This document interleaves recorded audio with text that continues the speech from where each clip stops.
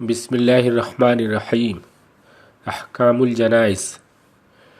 موت ایک ایسی بدیہی حقیقت ہے جس کا کوئی شخص انکار نہیں کر سکتا اور ہر کسی کو موت آنی ہے۔ انبیاء کرام جو روئے زمین پر اللہ کے نزدیک سب سے زیادہ برگزیدہ ہستیاں رہی ہیں، انہیں بھی موت آئی۔ اللہ نے اسی حقیقت کو سورہ زمر میں فرمایا، بسم اللہ الرحمن الرحیم، انک میت و انہم میتون۔ اے نبی پاک، آپ کو بھی موت آئے گی اور یہ سب ایک دن مر جائیں گے۔ موت سے کسی کو راہ فرار بھی نہیں ہے۔ موت کے سامنے وقت کے فرعون نے بھی گھٹنے ٹیکے۔ جس حقیقت کو اللہ رب العزت نے قرآن میں سورہ جمعہ میں بیان کرتے ہوئے ارشاد فرمایا، بسم اللہ الرحمن الرحیم، قل ان الموت الذی تفرون منہ فإنه ملاقیکم ثم تردون الی عالم الغیب والشہادہ فینبئکم بما کنتم تعملون۔ اے نبی پاک، ان سے فرما دیجئے، بے شک موت جس سے تم راہ فرار اختیار کرتے ہو وہ تم کو آ لے گی، پھر تم ایک غیب و حاضر کا علم رکھنے والی ہستی کی طرف لوٹائے جاؤ گے، تو وہ تمہیں دنیا میں جو کچھ کرتے تھے اس سلسلے میں آگاہ کر دے گا۔ بحیثیت مسلمان ہمارا ایک اور ایمان ہے جو عین تقاضائے فطرت ہے اور اللہ رب العزت کے عین عادل ہونے کے تئیں لازمی اور یقینی ہے کہ موت پر ہی ہمارا خاتمہ نہیں ہوگا، بلکہ اس موت کے بعد ایک دن ہم سب دوبارہ زندہ کیے جائیں گے اور اللہ رب العزت کے دربار میں ہماری حاضری ہوگی، اور وہاں ہمیں اپنی زندگی جو ہمیں ایک مہلت عمل کے طور پر ملی ہے اس کا حساب و کتاب دینا ہوگا، جسے اللہ رب العزت نے ثم ان بعد ذلک لمیتون ثم انکم یوم القیامت تبعثون سورہ مومنون میں انسان کے تخلیقی مراحل کا ذکر کرتے ہوئے آیت نمبر 15 اور 16 میں ارشاد فرمایا ہے، پھر تم سب مر جاؤ گے، پھر اس کے بعد قیامت میں دوبارہ اٹھائے جاؤ گے۔ حالیہ کورونا کی وبائی بیماری میں اموات کی شرح میں تیزی سے اضافہ ہوا ہے اور خاص طور سے ہندوستان میں ایک کثیر تعداد موت کا شکار ہو رہی ہے۔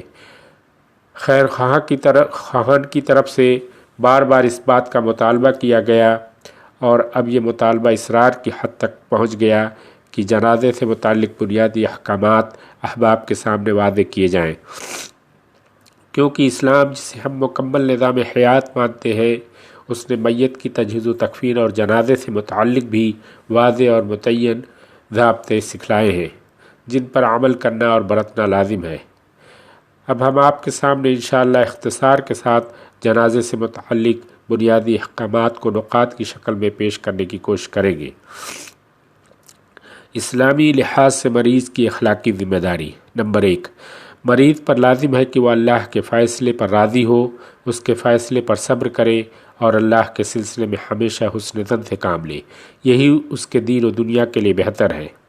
نمبر 2، مریض کی اسلامی ذمہ داری ہے کہ اللہ کے خوف اور اس کی مغفرت کی امید رکھے، اپنے گناہوں پر اللہ کے عقاب سے ڈرتا رہے اور اپنے رب کی رحمت و مغفرت کے لیے پر امید رہے۔ نمبر 3، مرض کتنا ہی شدید کیوں نہ ہو کبھی موت کی تمنا نہ کرے، اور اگر کہتا ہے تو چاہیے کہ ان الفاظ میں دعا کرے، اللہم احیینی ما کانت الحیات خیرا لی وتوفنی اذا کانت الوفات خیرا لی۔ اے اللہ تو مجھے زندہ رکھ جب تک میری زندگی میرے لیے خیر کا باعث ہو، اور اللہ مجھے وفات دے اگر وفات میرے لیے بہتر ہو۔ نمبر 4، اللہ کے راستے میں شہادت کی تمنا جائز ہے۔ روایت میں آتا ہے، عن ابی ہریرہ رضی اللہ عنہ عن نبی صلی اللہ علیہ وسلم قال، لولا ان اشق علی امتی ما قعدت خلف سریۃ لوددت انی اقتل فی سبیل اللہ ثم احیا ثم اقتل ثم احیا ثم اقتل، متفق علیہ۔ ابو ہریرہ رضی اللہ عنہ سے مروی ہے کہ نبی صلی اللہ علیہ وسلم نے ارشاد فرمایا، اگر میری امت کے لیے گراں نہ ہوتا تو کسی بھی سریہ کے پیچھے نہ بیٹھتا۔ سریہ ان جنگوں کو کہتے ہیں جس میں اللہ کے نبی صلی اللہ علیہ وسلم بنفس نفیس حاضر نہ رہے ہوں، اور میں چاہتا ہوں کہ مجھے اللہ کے راستے میں قتل کیا جائے، پھر مجھے زندہ کیا جائے، پھر مجھے قتل کیا جائے، پھر مجھے زندہ کیا جائے اور پھر مجھے قتل کیا جائے۔ اگر اس کے اوپر کسی کے حقوق ہوں، نمبر 5، اگر اس کے اوپر کسی کے حقوق ہوں تو اسے فوراً ادا کرے۔ اگر اس کے لیے اسباب مہیا ہوں، لیکن اگر اسباب مہیا نہ ہوں تو وصیت کرے، اور ورثہ پر لازم ہے کہ اس طرح کی وصیت کو پورا کرنے میں جلد بازی کی جائے۔ نمبر 6، اس کے لیے لازم ہے کہ وہ اپنے ان رشتہ داروں کو وصیت کرے جو اس کے وارث نہ ہوں۔ نمبر 7، وہ اپنے مال سے 1/3 کی وصیت کر سکتا ہے، لیکن اس سے زیادہ کی وصیت اسلام میں جائز نہیں ہے، بلکہ افضل یہ ہے کہ 1/3 سے کم ہی کی وصیت کی جائے۔ نمبر 8، وصیت کرنے کا طریقہ اسلامی لحاظ سے یہ ہونا چاہیے کہ اس پر 2 عادل مسلمان کو گواہ بنائے، اور اگر 2 عادل مسلمان نہ ملے تو 2 غیر مسلمان سے توثیق کی جا سکتی ہے۔ غیر عادل مسلمانوں کی توثیق کے لیے ان کی شہادت پر شک کے وقت، جیسا کہ قرآن میں ذکر ہوا ہے، کتب علیکم اذا حضر احدکم الموت ان ترک خیرا الوصیۃ للوالدین والاقربین بالمعروف حقا علی المتقین فمن بدلہ بعدما سمعہ فانما اسمہ علی الذین یبدلونہ ان اللہ سمیع علیم۔ فمن خاف من موص جنفا او اثما فاصلح بینہم فلا اثم علیہ ان اللہ غفور رحیم۔ اس آیت کی تفسیر میں فقہا نے مندرجہ بالا حکم کی تشریح کی ہے۔ نمبر 9، والدین کے لیے وصیت یا ان رشتہ داروں کے لیے جو وراثت میں شریک ہوں گے وصیت جائز نہیں ہے۔ اس سلسلے میں پہلے جو ان کے حق میں وصیت کی اجازت تھی وہ آیات وراثت سے منسوخ ہو گئی، اور حضور صلی اللہ علیہ وسلم نے بھی اپنے تاریخی خطبہ حجۃ الوداع میں واضح کر دیا کہ لا وصیت لوارث، وارث کے حق میں کوئی بھی وصیت قابل قبول نہیں ہے۔ نمبر 10، وصیت میں کسی کو نقصان پہنچانا حرام ہے، جیسے کہ وہ وصیت کے ذریعے اپنے بعض ورثاء کو اس کے وراثت کے حق سے محروم کرے یا ان میں سے بعض کو بعض پر فضیلت دے۔ نمبر 11، مندرجہ بالا ضمن میں ظالمانہ وصیت جس سے کسی کے حق کو محروم کیا گیا ہو باطل ہوگی، اس کو رد کر دیا جائے گا اور اس کو نافذ نہیں کریں گے۔ نزاع کے وقت میت کو تلقین، حالت نزاع کے وقت میت کو تلقین۔ تلقین کے لغوی معنی القاء الکلام علی غیرہ لیعیدہ او لیفقہ ایاہ بحذف تدریبہ و تعلیمہ بالتکرار، کسی بات کو کسی دوسرے پر بار بار تکرار کے ذریعے اس کی مشق اور تعلیم کے لیے پیش کرنا تاکہ وہ خود اسے بار بار دہرائے یا اسے بذات خود سمجھ آ جائے۔ رہا اس کا فقہی مفہوم تو وہ میت کو دونوں کلموں شہادتین کو پیش کرنا، اسی طرح میت کے دین اور مذہب سے متعلق بعض مفید باتیں اور دعائیں پیش کرنا تاکہ وہ اس کے ذہن میں تازہ ہو جائے۔ چونکہ مسلمانوں کے ہاں ایک غالب اکثریت نے اپنے دین میں یعنی دین اسلام میں بدعت اور غلو کا راستہ اختیار کر لیا ہے، خاص طور سے جنازے سے متعلق، اس لیے ایک مسلمان کے لیے لازم ہے کہ وہ وصیت کر کر مرے کہ اس کی تجہیز و تکفین سنت نبوی کے مطابق ہو۔ اسی لیے صحابہ کرام مرنے سے پہلے اس کی وصیت کرتے تھے۔ جب کوئی موت کے قریب اور جاکری کے عالم میں ہو تو اس کے اقربا یا جو اس وقت وہاں حاضر ہوں ان پر بعض امور لازم ہوتے ہیں۔ نمبر 1، اس کو کلمہ شہادت کی تلقین کریں۔ اس طرح مستحب ہے کہ اس کو مرض موت میں ایک بار کلمہ لا الہ الا اللہ کی تلقین کرے۔ عن ابی سعید الخدری رضی اللہ عنہ قال قال رسول اللہ صلی اللہ علیہ وسلم لقنوا موتاکم لا الہ الا اللہ، رواہ مسلم۔ اپنے مردوں کو لا الہ الا اللہ کی تلقین کیا کریں۔ نمبر 2، اس کے لیے دعائیں کریں۔ نمبر 3، اس کے سامنے صرف خیر کی باتیں کریں۔ نمبر 4، تلقین یہ نہیں ہے کہ کلمہ شہادت کا ذکر مرنے کے بعد میت کے سامنے کریں اور اسے سنوائیں جیسا کہ بعض لوگ گمان کرتے ہیں، بلکہ اس کے عین برعکس روح اور جان کی موجودگی میں تلقین ہو کہ اسے سن کر وہ بھی ورد کرے۔ نمبر 5، رہی بات اس کے پاس سورہ یاسین کی تلاوت کرنا یا اسے قبلہ رخ کرنا، اس سلسلے میں کوئی صحیح حدیث نہیں ہے، بلکہ سعید بن مسیب جو ایک مایہ ناز فقیہ ہیں کہتے ہیں ایسا کرنا مکروہ ہے، اور یہ توجیہ پیش کی ہے کہ میت کا کیا مسلمان نہیں ہے۔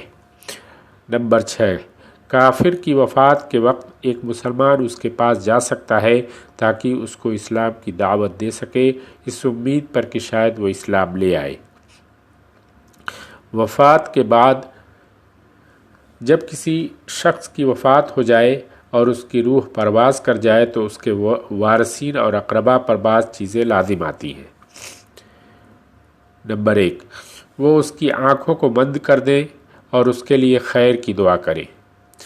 نمبر 2، اسے کسی کپڑے سے ڈھک دیں جس سے اس کا پورا بدن پوشیدہ ہو جائے، اور یہ حکم اس کے لیے ہے جو احرام کی حالت میں انتقال نہ کیا ہو، لیکن اگر کوئی حالت احرام میں انتقال کر گیا ہو تو اس کے سر اور چہرے کو نہیں ڈھکیں گے، جیسا کہ ابن عباس رضی اللہ عنہ کی مندرجہ ذیل روایت میں مذکور ہے۔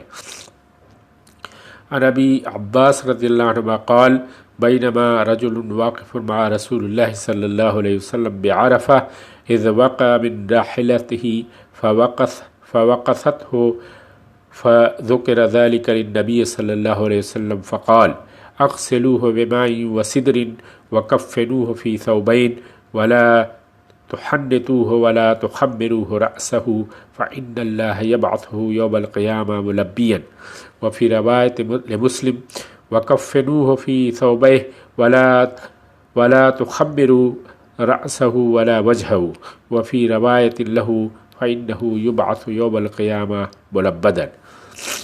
ابن عباس رضی اللہ عنہ سے مروی ہے کہ ایک شخص حضور پاک صلی اللہ علیہ وسلم کے ساتھ عرفہ میں کھڑا ہوا تھا کہ وہ اپنی سواری سے گرا اور اس کے کچلنے سے اس کا انتقال ہو گیا، تو نبی صلی اللہ علیہ وسلم سے اس کا ذکر ہوا تو آپ نے فرمایا اس کو پانی اور سدر کی پتی سے غسل دے دو اور 2 کپڑوں میں کفنا دو اور اس کے سر کو نہ ڈھکو، بے شک اللہ رب العزت قیامت میں اسے تلبیہ کہتے ہوئے اٹھائیں گے۔ اور مسلم کی روایت میں ہے کہ اسے 2 کپڑوں میں کفنا دو اور اس کے سر اور چہرے کو نہ ڈھکو، اسی روایت میں ہے کہ وہ قیامت میں تلبیہ پڑھتے ہوئے اٹھے گا۔ نمبر 4، جب اس کی موت کے سلسلے میں تیقن ہو جائے تو اس کی تدفین کی تیاری کریں اور جلد ہی اسے دفن کر دیں۔ نمبر 5، اسے اسی جگہ دفن کرنا چاہیے جس جگہ پر انتقال ہوا ہے، اس کے علاوہ جگہ منتقل کرنا درست نہیں ہے، کیونکہ یہ شریعت میں دفن کے سلسلے میں جو جلدی کا حکم ہے اس کے منافی ہے، لیکن اگر تاخیر کسی مصلحت کی بنا پر ہو تو کوئی حرج نہیں، جیسا کہ نبی صلی اللہ علیہ وسلم کا انتقال دوشنبہ کو ہوا لیکن ان کی تدفین بدھ کو رات میں ہوئی، تو اگر کسی قریبی یا کسی شدید مصلحت کی بنیاد پر تاخیر ہو تو علامہ ابن باز رحمۃ اللہ علیہ کے فتوے کے مطابق جائز ہے۔ حاضرین اور دوسروں کے لیے جو چیزیں جائز ہیں، ان کے لیے جائز ہے کہ میت کے چہرے کو کھول سکتے ہیں، اسے بوسہ دے سکتے ہیں، جیسا کہ حضرت عائشہ اور ابن عباس رضی اللہ عنہما سے روایت ہے کہ رسول اللہ صلی اللہ علیہ وسلم جب انتقال فرما گئے تو سیدنا ابو بکر صدیق رضی اللہ عنہ نے انہیں بوسہ دیا جبکہ وہ مردہ تھے، اور 3 روز تک اس کی وفات پر غم کر سکتے ہیں اور رو سکتے ہیں۔ میت کے اقربا کو جب اس کی وفات کی خبر ملے تو 2 چیزیں واجب ہیں۔ اول، صبر اور تقدیر الہی پر رضا، اور خاص طور سے اولاد کی وفات پر صبر اس کا عظیم اجر ہے۔ 2، میت کے اقارب پر واجب ہے کہ وہ انا للہ و انا الیہ راجعون پڑھیں، جسے فقہ اصطلاح میں استرجاع کہتے ہیں۔ اور یہ صبر کے منافی نہیں ہے کہ عورت مکمل طور سے اپنے بچے کی وفات میں افسوس اور غم کے طور پر اپنی زیب و زینت سے رک جائے، لیکن یہ 3 دن سے زیادہ نہیں ہونا چاہیے، سوائے اپنے شوہر کے انتقال پر، تو اس میں وہ 4 ماہ 10 دن کا سوگ منائے گی، لیکن اگر وہ اپنے شوہر کو چھوڑ کر کسی کے لیے ماتم نہ کرے، خاص طور سے اپنے شوہر کو خوش رکھنے کے لیے اور اس کی ضرورت کو پورا کرنے کے لیے، تو یہ افضل ہے۔ ان کو اس کے پیچھے خیر کثیر کی امید کرنا چاہیے، جیسا کہ ام سلیم اور ابو طلحہ انصاری رضی اللہ عنہ کے سلسلے میں واقع ہوا۔ میت کے اقربا پر کیا چیزیں حرام ہیں؟ حضور صلی اللہ علیہ وسلم نے بہت سی چیزیں حرام قرار دی ہیں جو آج تک بہت سے لوگ جب کوئی ان کے ہاں فوت ہو جاتا ہے کرتے چلے آ رہے ہیں، تو اس کی معلومات ہمیں ہونی چاہیے تاکہ ہم اس سے اجتناب کر سکیں۔ نوحہ خوانی کرنا، اور نوحہ خوانی یہ رونے سے زائد چیز ہے، جیسے بیان کر کر روتے ہیں اسے نوحہ خوانی کہتے ہیں۔ رخسار کو پیٹنا اور ماتم زنی کرنا، کپڑوں کو پھاڑنا، بال مڈوانا، بال نوچنا۔ بعض لوگ میت پر غم کے مقصد سے اپنی داڑھیاں تھوڑے دنوں کے لیے چھوڑ دیتے ہیں، اور جب چند دن گزر جاتے ہیں تو دوبارہ حلق کرنے لگتے ہیں۔ غسل اور کفن، جان نکلنے کے فوراً بعد اس کے دفن کرنے کی فکر کرنی چاہیے۔ دفن کرنے میں اس لیے دیر کرنا اچھا نہیں ہے کہ اس کے جنازے میں زیادہ لوگ شریک ہوں، البتہ کوئی بہت قریبی ہو تو اس کا تھوڑا بہت انتظار کرنے میں کوئی حرج نہیں ہے۔ غسل کا پانی، بہتر یہ ہے کہ مردے کو نیم گرم پانی سے نہلایا جائے، اور اس میں اگر بیر کی پتی ڈال کر کچھ دیر پکا لیا جائے تو زیادہ بہتر ہے، مگر یہ خیال رہے کہ بہت گرم پانی سے غسل نہ دیا جائے بلکہ ہلکا گرم ہونا چاہیے۔ غسل کا طریقہ، پہلے مردے کو کسی سخت چیز پر مثلا تخت یا تختہ یا صاف پختہ زمین پر لٹا دیا جائے، اس کا کپڑا اتار کر تہبند باندھ دیا جائے، پھر اس کو استنجا کرایا جائے۔ استنجا کراتے وقت اس کی شرمگاہ پر نگاہ نہ پڑنے پائے۔ اس کا طریقہ یہ ہے کہ اپنے ہاتھ میں ایک کپڑا لپیٹ کر تہبند کے اندر ہاتھ ڈال کر پیشاب اور پائخانے کے مقام دھو دیے جائیں، پھر وضو کرایا جائے، اور وضو کرانے میں نہ کلی کرائی جائے اور نہ ناک میں پانی ڈالا جائے، بلکہ اس کی ناک، کان اور منہ میں صاف روئی ڈال دیا جائے تاکہ نہلاتے وقت ان کے اندر پانی نہ جانے پائے۔ اگر کسی مردے کے بارے میں یہ یقین ہو کہ وہ ناپاکی کی حالت میں مرا ہے یا عورت حیض یا نفاس کی حالت میں مری ہے تو وضو کے وقت اس کے ناک اور منہ میں ہلکے ہلکے پانی پہنچا دینا چاہیے۔ اب غسل ہو گیا، اب اس کا تہبند اتار کر دوسرا تہبند باندھ دینا چاہیے اور وہاں سے اٹھا کر دوسری جگہ لے جا کر کفن دینا چاہیے، اور اس کا بدن کفن دینے سے پہلے پوچھ دینا چاہیے۔ اگر کوئی مرد مر جائے اور مردوں میں سے اس کو نہلانے والا کوئی نہ ہو تو اس کو اس کی بیوی غسل دے سکتی ہے۔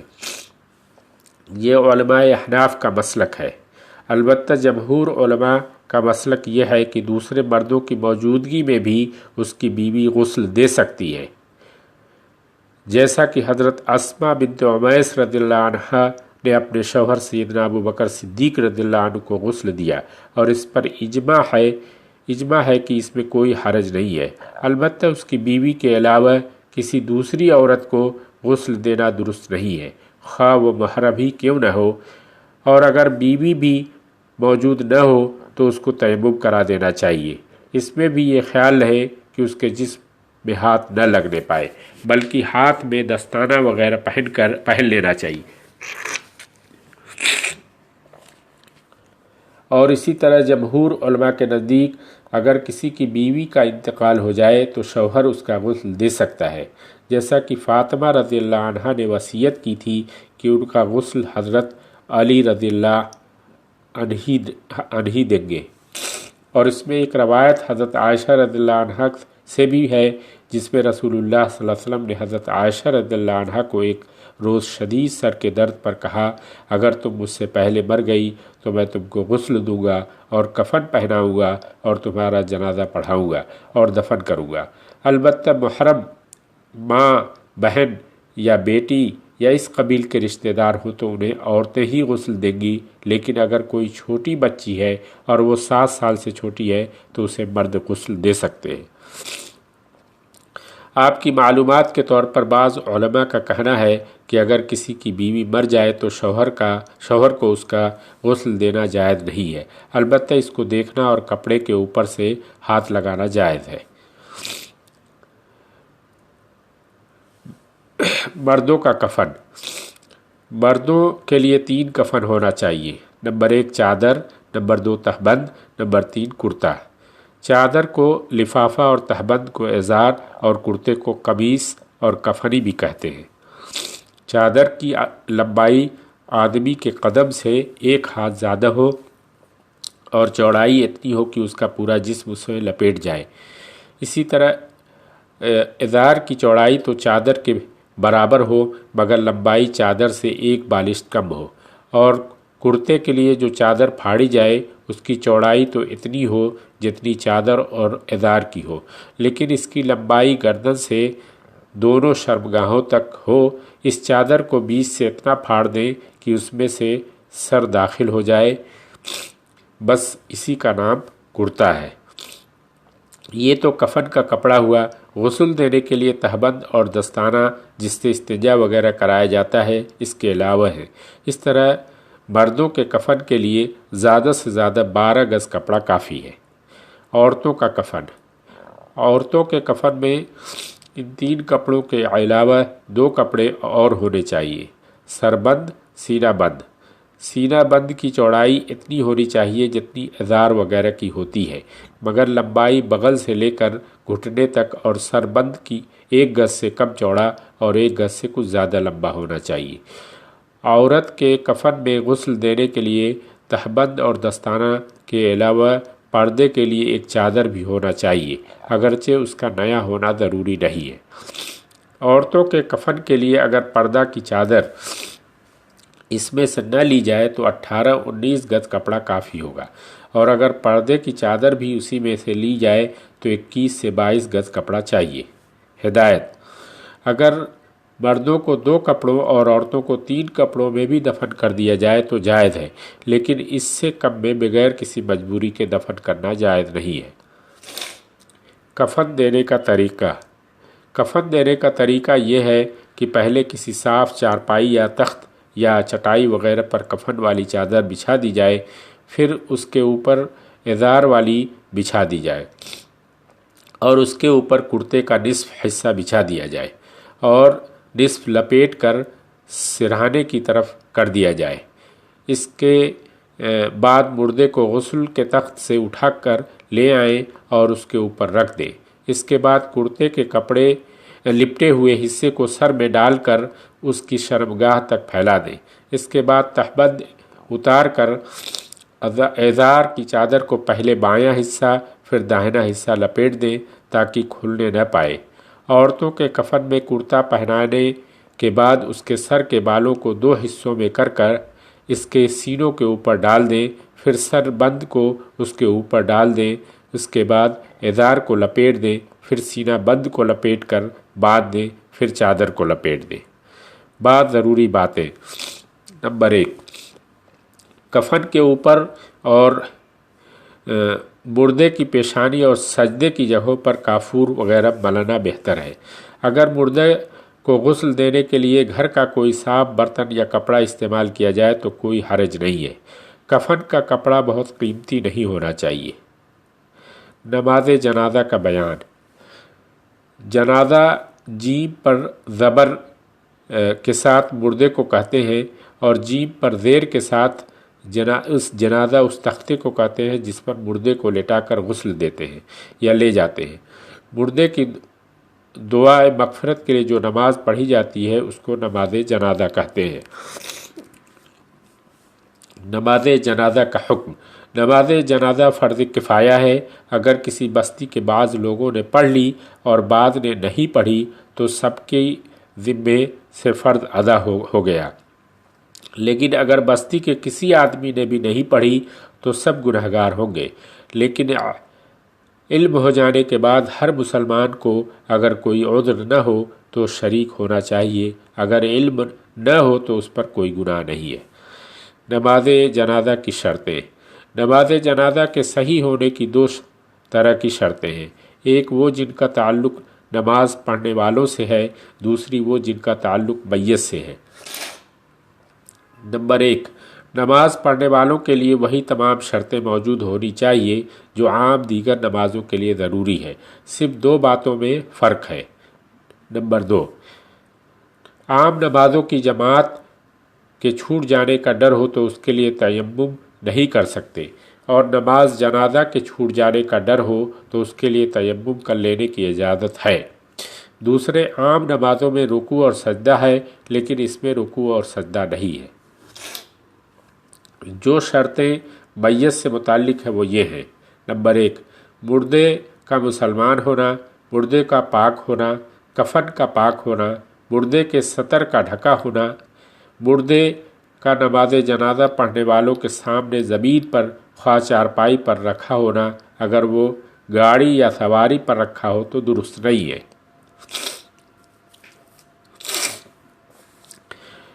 نماز جنازہ کا طریقہ۔ نماز جنازہ پڑھنے کا طریقہ یہ ہے، سب سے پہلے صفیں درست کی جائیں، اگر 2 4 10 آدمی ہو تو ایک صف بنائی جائے، لیکن آدمی زیادہ ہوں تو پھر 3 5 یا 7 صفیں بنائی جائیں، بہتر یہ ہے کہ طاق صفیں بنائی جائیں۔ اس کے بعد امام یہ نیت کرے کہ خدا کے لیے اس جنازے کی نماز پڑھتا ہوں اور یہ نماز اس میت کے لیے دعائے مغفرت ہے، تمام مقتدی بھی یہی نیت کریں۔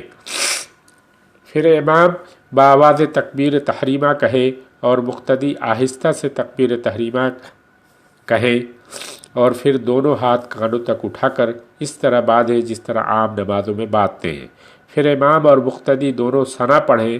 اس نماز کی ثنا میں وَتَعَالَى جَدُّكَ کے بعد وَجَلَّ ثَنَاؤُكَ بھی پڑھنا چاہیے۔ ثنا پڑھنے کے بعد پھر بغیر ہاتھ اٹھائے ہوئے امام زور سے اور مقتدی آہستہ سے اللہ اکبر کہیں، جبکہ امام شافعی اور امام احمد بن حنبل رحمۃ اللہ علیہ کے نزدیک سورۃ الفاتحہ بھی پڑھیں گے اور ہاتھ اٹھائیں گے اور پھر باندھ لیں گے، اور پھر درود اللہم صلی علی محمد وازواجہ وذریتہ کما صلیت علی آل ابراہیم وبارک علی محمد وازواجہ وذریتہ کما بارکت علی آل ابراہیم انک حمید مجید۔ اللہم صلی علی محمد وعلی آل محمد کما صلیت علی ابراہیم وعلی آل ابراہیم انک حمید مجید۔ اللہم بارک علی محمد وعلی آل محمد کما بارکت علی ابراہیم وعلی آل ابراہیم انک حمید مجید۔ آہستہ سے پڑھیں جو عام نمازوں میں پڑھا جاتا ہے۔ اس کے بعد امام اور مقتدی پھر تکبیر کہیں۔ اگر مردہ بالغ مرد یا بالغ عورت ہو تو امام اور مقتدی دونوں یہ دعا پڑھیں۔ کچھ دعائیں درج ذیل ہیں۔ میت اگر بالغ ہو تو درج ذیل دعا پڑھیں۔ اللہم اغفر لہ وارحمہ وعافہ واعف عنہ واکرم نزلہ ووسع مدخلہ واغسلہ بالماء الثلج والبرد ونق من الخطایا کما نقیت الثوب الابیض من الدنس وابدلہ دارا خیرا من دارہ واہلا خیرا من اہلہ وزوجا خیرا من زوجہ وادخلہ الجنہ وقہ فتنة القبر وعذاب النار، رواہ مسلم۔ یا پھر اللہم اغفر لحینا ومیتنا وصغیرنا وکبیرنا وذکرنا وانثانا وشاہدنا وغائبنا، اللہم من احییتہ منا فاحیہ علی الایمان ومن توفیتہ منا فتوفہ علی الاسلام، اللہم لا تحرمنا اجرہ ولا تذلنا بعدہ، رواہ ابو داؤد۔ اور اگر میت نابالغ بچے کی ہو تو درج ذیل دعا پڑھیں۔ اللہم اجعلہ لنا فرطا واجعلہ لنا اجرا وذخرا، اللہم اجعلہ لنا شافعا مشفعا۔ اور اگر میت نابالغہ بچی کی ہو تو درج ذیل دعا پڑھیں۔ اللہم اجعلہ لنا فرطا واجعلہ لنا اجرا وذخرا، اللہم اجعلہ لنا شافعا مشفعا۔ پھر چوتھی تکبیر کانوں تک ہاتھ اٹھائے بغیر کہنے کے بعد السلام علیکم ورحمۃ اللہ کہتے ہوئے دائیں اور بائیں سلام پھیر دیں اور دونوں ہاتھوں کو چھوڑ دیں۔ اگر چھوٹے بچے اور بچی کی میت ہو تو ایک آدمی اپنے ہاتھوں میں اٹھا لے کافی ہے۔ البتہ اگر بالغ کی میت ہو تو اس کو 4 پائی پر رکھ کر 4 آدمی اٹھائیں، پھر اس اٹھانے میں ایک تو نفس سنت ہے اور ایک کمال سنت ہے۔ نفس سنت تو یہ ہے کہ بلا ترتیب 4 پائی کے چاروں پائے پکڑ کر 10 قدم چلے، اور کمال سنت یہ ہے کہ پہلے میت کے سرہانے کے دائیں جانب کو اپنے دائیں کاندھے پر رکھ کر 10 قدم چلے، پھر پائنتی کے دائیں جانب کو دائیں کاندھے پر رکھ کر 10 قدم چلے، پھر سرہانے کی بائیں جانب کو بائیں کاندھے پر رکھ کر 10 قدم چلے، پھر پائنتی کی بائیں جانب کو بائیں کاندھے پر رکھ کر 10 قدم چلے۔ نیز جنازہ لے جاتے وقت میت کا سر آگے رکھیں اور جنازہ کو ذرا تیز قدم کے ساتھ لے کر چلیں، تاہم دوڑے نہیں۔ ایک وضاحت اس کی بھی ضروری ہے کہ سلام کے سلسلے میں جو حنابلہ کا مسلک ہے کہ وہ صرف داہنی طرف سلام پھیریں گے اور ایک ہی سلام کافی ہے، جو اس وقت حرمین یا عرب ممالک میں طریقہ رائج ہے۔ تدفین کا طریقہ: قبر کو گہرا کرنا لازمی ہے تاکہ درندوں سے میت محفوظ رہ سکے۔ قبر کو لحد کے طریقے پر بنانا افضل ہے، یعنی پہلے ایک گہرا گڑھا کھود کر پھر ایک پہلو میں دوسرا گڑھا نکالنا، اس طریقے کو لحد کہتے ہیں۔ اگر اس طرح لحد نہ بنائی جا سکے تو صرف ایک سادہ سا گڑھا بنانا بھی جائز ہے۔ میت کے چہرے کو قبلے کی طرف موڑ دینا چاہیے۔ گڑھا بند کرنے کے لیے پہلے پتھر کی اینٹیں یا لکڑی کا تختہ رکھ دیا جائے تاکہ میت کو مٹی نہ لگے۔ قبر کو بلند اور سیمنٹ سے پختہ نہیں کرنا چاہیے۔ طلوع و غروب شمس اور زوال کے وقت میت کو دفن نہ کریں، اس کے علاوہ تمام اوقات دن و رات میں دفن کرنا جائز ہے۔ جزاکم اللہ خیر۔